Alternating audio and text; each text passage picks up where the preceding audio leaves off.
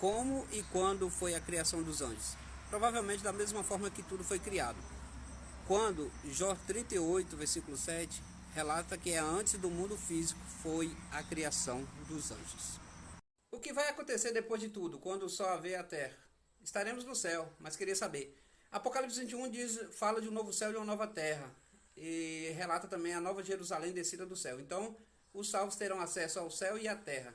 O pastor corrige a gente colocando de banco. E como Deus corrige a gente? Hebreus 12:6.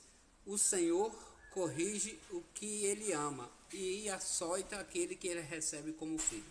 Você sabe o que é açoitar, né? Beleza. Como entender o quarto mandamento da lei de Deus segundo Êxodo 20? Segundo a lei, era um dia específico da semana.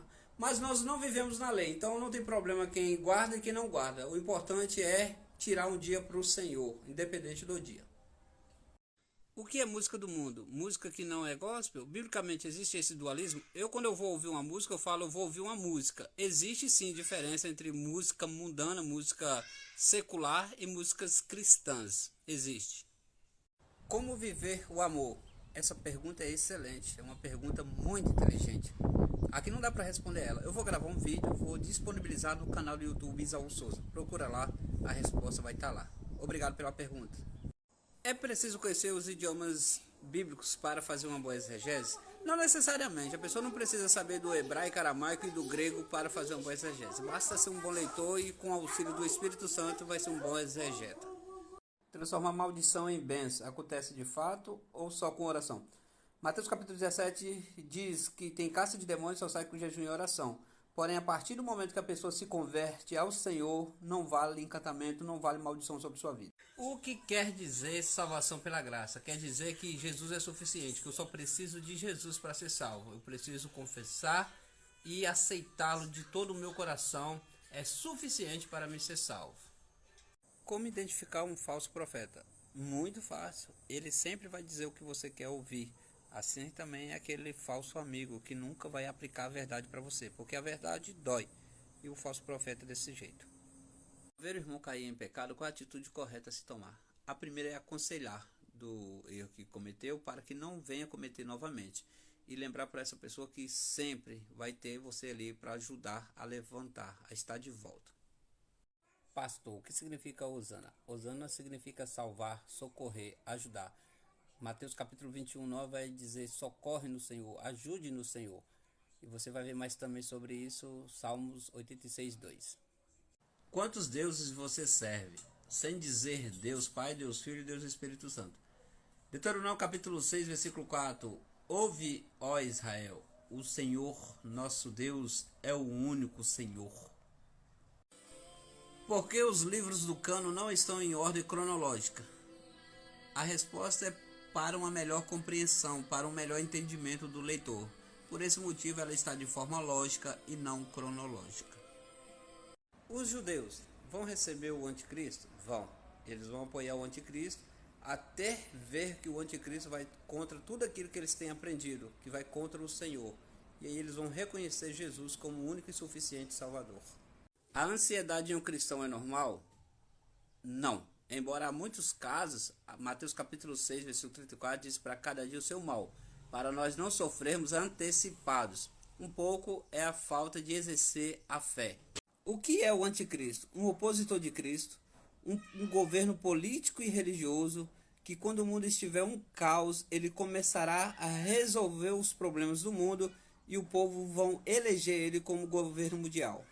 Se Deus poderia criar os animais novamente, por que colocar na arca? Boa pergunta, a exegese clara disso aqui para falar de comunhão. Apesar de muitos animais diferentes naquele lugar, eles tiveram que viver junto para se livrar do dilúvio.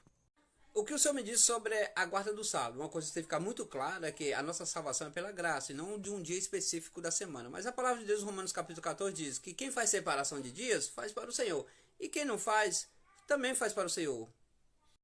Por que Deus matou o moço que não deixou a arca cair? Porque a forma correta de transportar a arca era nos ombros dos levitas e não no carro de boi. Por esse motivo, Uzar morreu. Por que Jesus disse: Deus meu, por que me desamparaste? Porque a única coisa que nos afasta de Deus é o pecado. Jesus não tinha pecado, mas ele estava levando o pecado de todo mundo. E isso nos garantiu a salvação. o pecado não nos deixa conectar com Deus, é desamparo. Não, o Antigo Testamento não foi abolido. Jesus pregava e os apóstolos utilizando o Antigo Testamento. O capítulo 3 de 2 Coríntios relata que nós temos liberdade no Espírito Santo. O Antigo Testamento era muito preso à lei. O que o Senhor quis dizer, não chame de impuro que eu purifiquei. Duas colocações aqui. Uma que os judeus se achavam santos demais e todo mundo estava perdidos. E a outra é a questão alimentícia. A palavra de Deus deixa bem claro, quer comais, quer bebais, faça tudo para a glória de Deus. João 21:25 pode ser considerado uma hipérbole? Não. Não é exagero que João escreveu. Ele escreveu reconhecendo a grandeza do nosso Deus. Literalmente, tudo que ele já fez não dá para ser registrado, não caberia no mundo. Último capítulo de Deuteronômio. Quem escreveu? Sem dúvida nenhuma, Josué. E sobre o Pentateuco, Moisés ouvia Deus falando com ele. É tanto que no princípio ele não estava lá, né? Ele precisou ouvir de Deus.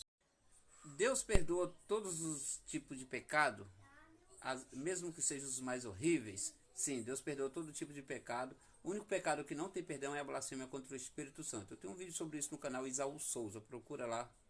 Referir você para se tratar do Senhor. Não existe nível de intimidade suficiente para tratar o Senhor igual ou inferior a nós. E esse é o sentido da palavra. Se utiliza para a pessoa do mesmo nível ou inferior. É errado. Haverá salvação após o arrebatamento? Haverá. Porém, entretanto, todavia, a Bíblia relata que haverá um espírito de engano que enganará muitos e será quase impossível se arrepender após o arrebatamento. Onde fica a passagem bíblica que fala sobre a queda de Satanás, a antiga serpente, o conhecido como Lucifer? Você vai ver em Isaías capítulo 14, versículo 12 e Ezequiel capítulo 28, versículo 14.